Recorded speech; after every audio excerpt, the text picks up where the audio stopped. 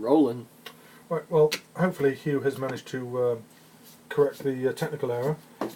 Apparently it was really, really complicated and has to do with the flow of electrons and the fact that the batteries weren't producing them anymore.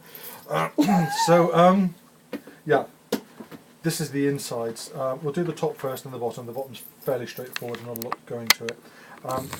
With the top actually has a double shell. I won't pull it apart because it's swine to get it back together. But one of the things that popped out with these, with the buttons, and it's important for me when I do these things for the externals to look as much as possible like they used to look, as close to the original as they were. And so the buttons, as I recall, I used a little dab of super glue to keep them in place. I use this really powerful industrial super glue. It's amazing stuff. Seriously, it will attach pretty much anything together, except possibly for my X1. Doesn't matter. The point is, it'll attach pretty much anything together. So I did that. Then I popped the shell on, a little bit of glue there on the inside as well. A little bit of grinding to take some details out. One of the things, of course, is that without the pager internals, the screen was just clear glass. And I played around with all sorts of things, all sorts of ideas. I thought about painting it. I thought about various different types of things like silvery gaffer tape and all the rest of it. In the end, I just used masking tape. The reason I used the masking tape originally was because it's masking tape. It's designed to be removed. Any traces of adhesive that are there, you can strip it away with soapy water. You don't need to get flashed with the chemicals. But I kind of like it. I'm still tempted at some point to get a printer and put a little printed thing in there. I mean, the original idea I had was and I've got the actual font necessary because I am that geeky. Yes, I am.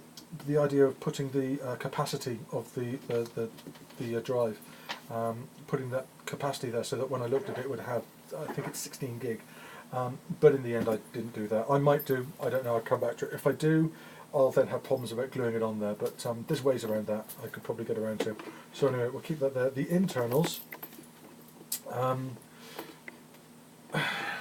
Basically, it's what I did was there's an infrared receptor there of some sort, or there isn't anymore, but there was a little deep ruby red piece of plastic glass. Popped it out, drilled a hole through it, and it actually turned out that what I ended up doing when drilling a hole through it was I ended up splitting it almost in two. So I just extended the cut, just cracked it open so it was two halves, popped it around the lead, and then just popped the shells back together, popped them in. And again, what can only be described as an obscene amount of hot glue. I say obscene, when you look at the way it dries, it doesn't matter, let's not think about it. When attaching the cover, I found that it didn't fit properly because of the housing there. So what I did was I just used a scalpel and whittled it away until it was gone. The drive itself, because of the very small amount of space, the only thing that I could find that fitted it was a SanDisk. And SanDisk, I've got to be honest with you, they are absolutely brilliant. I'm not saying that because they're sponsoring this. They're not. If they want to, please feel free to contact us. I am a whore for the merchandise and for the technology. Love these cool little bits and pieces.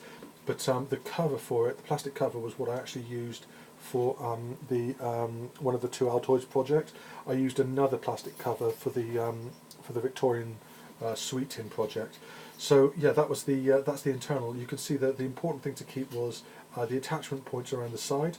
Didn't want to break any of those off because I like that nice positive fit, and likewise I didn't want to cover or cut up or in any way, shape or form interfere with that, because that's where this little screw goes through from the back side. So that's it.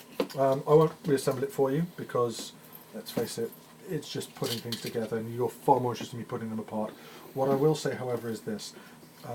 There's a couple of other things that I did with Raspberry Pis for enclosures, a couple of flashy enclosures. What I will be doing is, in a future video, I'll be doing a full strip down of those. I'll be taking them apart and putting them together. Again, talking about the ethos and the mindset behind the designing. I don't know whether anybody finds that stuff interesting. If they don't, then feel free to ignore and leave an acerbic comment in the section below. But if you like what we're doing, and if you want us to do more, let us know with either comments or a like or subscribe. We're not doing this for the money. I'm not entirely convinced that we could get any money for doing it. Although, as I said, if SanDisk wants to send me more of these, yes, lovely. Also, yeah, because it's not like we use them for pretty much every software project. At all. Dude. It's like, Seriously?